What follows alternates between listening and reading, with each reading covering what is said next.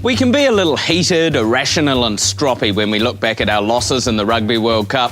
Some people have suggested that we were poisoned before the 95 loss to South Africa in the final. I swear to God it was that Mandela that poisoned the All Blacks. It was him. It was Mandela. But let's not go through the losses one by one. Let's just look at the most painful. Close to the end now. It is all over. The hopes and dreams of the All Blacks at The All Blacks lost to France in the 1999 World Cup semi-final. It was the worst thing in our rugby history. But 8 years later, an incredulous nation watched the All Blacks lose the quarter-final to the same team. Yeah, let's skip that one. I'm getting depressed talking about All Blacks' early exits from the World Cup.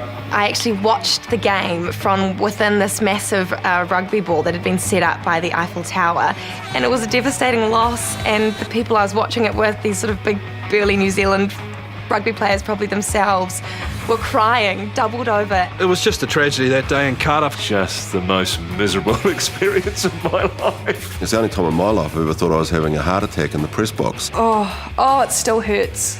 I couldn't lift my hands up to my laptop. My arms went numb, and I didn't like to say anything. And I'm glad I didn't, because it only lasted about 30 seconds. I said to Tony, I think I'm having a heart attack. I mean, I remember I finished with a feeble line. It was along the lines. In fact, what I said was, "It's over." What can you say other than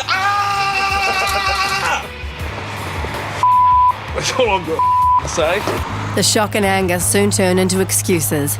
Everybody and everything was a likely candidate to blame. You can blame the referee. Yes, there was the forward pass. Yes, we didn't get a penalty in the second half, but our inability to kick a field goal is outrageous. We'd had to sort of endure resting and rotating of players earlier in the year, all for the greater good. They got it all wrong, the selectors got it wrong. I think they know that, and they've admitted it, sort of thing. Even the coach seemed at a loss to explain what happened. It was a very strange game of rugby. Like, I've been involved in 130 test matches, and that would be the most bizarre games, statistically, that I've ever been involved in.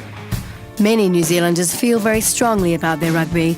An All Black loss feels like a personal loss, and with defeat comes reflection on how to deal with this unbearable pain.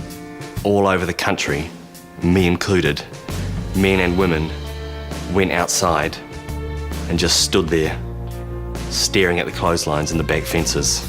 I mean, I didn't get angry or throw things around. I was just kind of internalised it, and that was that. I was quite mature when it happened, though. I left the room because my logic is if you don't see it happen, it's not real.